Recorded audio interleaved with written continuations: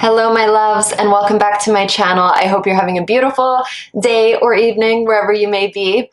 So today I wanted to touch on the topic of being triggered by strangers on the internet or anyone just sharing their opinion at this time. And I feel this topic is really relevant right now because many of us are very emotionally involved and attached to what's happening right now because many of us have been affected on a personal level.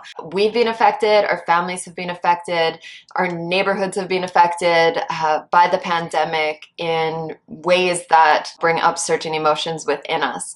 Therefore, all these opinions are being shared online right now and they're triggering. Some trigger me as well. So I want to share a way to help you when you feel triggered, when you feel angry, enraged, offended, even hurt by not just what's going on with the pandemic. I personally have to be very aware of when I feel triggered with things like, the main one for me is those who make jokes about eating animals and murdering innocent beings, which is all over the internet. That's a trigger for me, and I recognize that.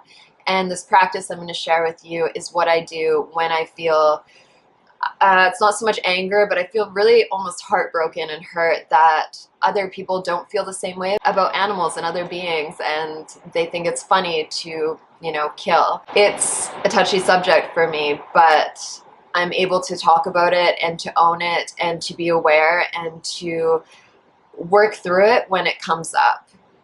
So firstly, I'd like to exchange the word triggered for activated. And it doesn't just have to be on the internet. When someone in your life or, someone comes into your radar and says something that triggers you, it's activating a memory that is attached to an emotion within yourself based on your personal experiences, and that's why it comes up and you feel this way. So it's activating something that's already within you. And I feel just by recognizing that, oh, this person's activating a memory within me, it gets rid of the separation of this person is attacking me, or this person needs to feel the same way that I do. Oh, this person's just activating something that's already within me based on my personal experiences. And this topic is alive for me right now because earlier this week I posted a video about the Freedom Convoy happening currently in Canada. I'm in Canada. I'm in my long johns here. We're actually like snowed in at my parents' right now, which just gives me time to create more. So I made this video on the Freedom Convoy, and of course I was already expecting to receive some activated responses, and I did. Now, I'm not affected by messages on the internet. I think when you put yourself out there and have a channel or, these social media outlets of creation, you're putting yourself in the position to receive all of these projections. And when you realize it's just a projection of that person's personal experience and they're a divine being of God, then you don't take it so personally.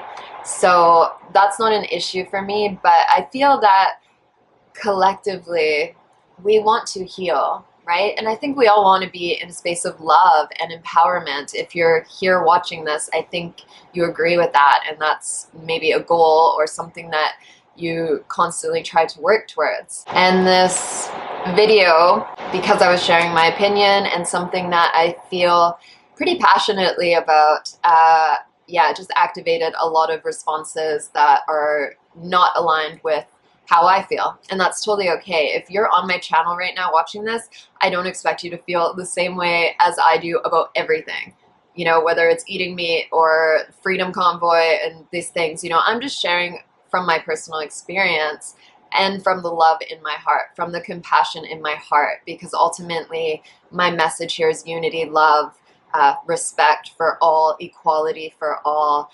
And some people don't fully agree, or they may approach it in a different way. It's like looking at the moon. We all see the same moon, but depending where you are in the world, you're going to perceive it differently. we all are seeking the divine, God, Jah, Allah, whatever name you call it. We are seeking this source, and dependent on where you were born in this lifetime, dependent on your experiences, you're going to perceive that divine differently. Someone that was born, has no access to internet, is going to perceive life totally different than me. Like no access to a smartphone and these things, right? From any other country in the world. Someone who's just had totally different life experiences. And it can also be my brother and my sister have totally different perspectives of life than me, even though we were born in the same household. So it's empowering in a way to recognize and to honor that no one is ever going to fully understand your reality and fully agree with you. You can spend every day for 60 years in this life with your soulmate, and you still, I met a couple that was together for 55 years. They're the sweetest couple, literally every day, but they still didn't agree on everything, and they still didn't fully understand each other's reality. So that's just step one, recognizing and honoring.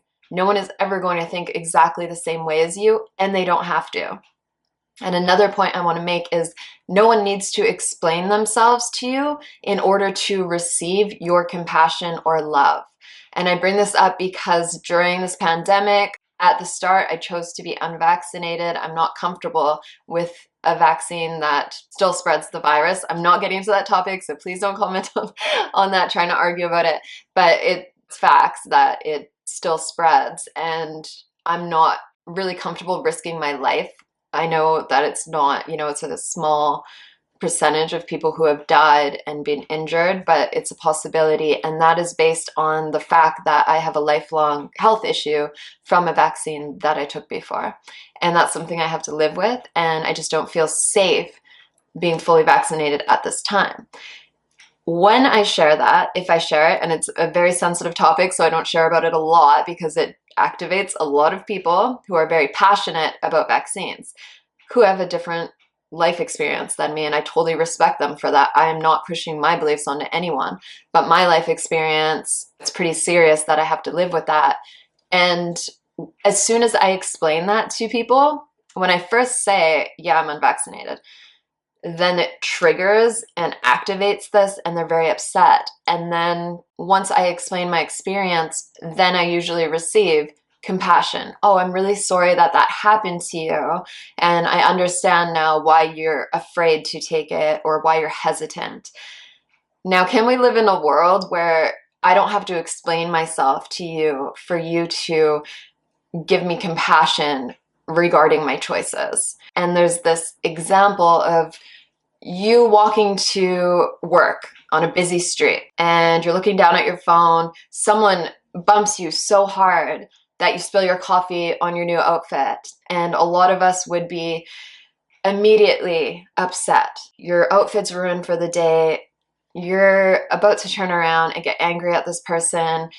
And as you do, in that moment, you see this person who bumped so hard into you is blind, and now they're on the street. They fell and they're trying to find their cane and get up. For the majority of us, that anger would quickly turn into compassion, helping that person up. And this is my challenge to you, to us. Can we be in that space of compassion before having to see someone else struggling, before having to know their story? Can we understand that everyone's going through their own challenges? Just because they don't have it written on them doesn't mean that they're not struggling. Doesn't mean that the waiter who isn't present deserves to receive rude remarks or a complaint or something because maybe they just lost someone in their family that morning and they weren't allowed to get out of a shift. You literally don't know what anyone's going through, ever. So can we just start from this space of compassion and embody love and compassion as much as we possibly can? And at the same time, we're still human, so we're not 100% going to be these just bubbles of love and compassion, but really trying our best. And I'm just going to share a practice that I do when something triggers me. And I've been triggered a few times, activated a few times this week because I feel very passionately about the freedom movement in Canada.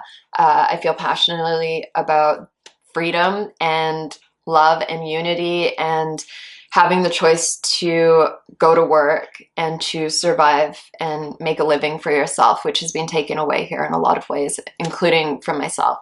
So this is, you know, something very, I have a lot of emotions involved in this. Sometimes I want to just write something back, but I always stop myself now. I can write because my first reaction is I want this person to understand my perspective. And even if I start writing it or just thinking it, I'll delete it before I send it. And I'm like, okay, am I just trying to get someone else to understand me and think the way that I'm thinking here? This is another person on the planet living out a totally different reality. And it's not my place to judge them for that. So what I do when that comes up, I place my hands over my heart. The first thing is just bringing it to your awareness. So yes, I recognize that this is activating a memory or a feeling within me. Why is it activating this? So firstly, understanding why. Where is this coming from? And this comes with self-awareness, meditation, journaling, really understanding the things that make you feel joyful, the things that make you feel sad, the things that trigger you and activate different things in you, the trauma within your body that we all have in some form. So when things come up, I'm able to say, oh, this is from high school when this girl said this, and now I'm feeling, you know, this other person is being a mirror of that situation, a mirror of this memory within me, and I can honor that and not project it onto her or onto this human, onto my brother, a sister, relative, because we're all relatives. So what I do, first recognize it, and then I place my hands over my heart and I'll say, I recognize. I can say it, it's powerful to say out loud, but you can say it just to yourself, and practice this with me right now. Just close the eyes, place your hands over your heart. I recognize and acknowledge that I'm feeling activated by this person, and I honor them as another version of me, living out a different reality based on their personal life experiences. I know it's not my place to judge them. I know it's not my place to convince them to think or behave or believe in the same things as me. I know that I am not my feelings. I'm not my emotions.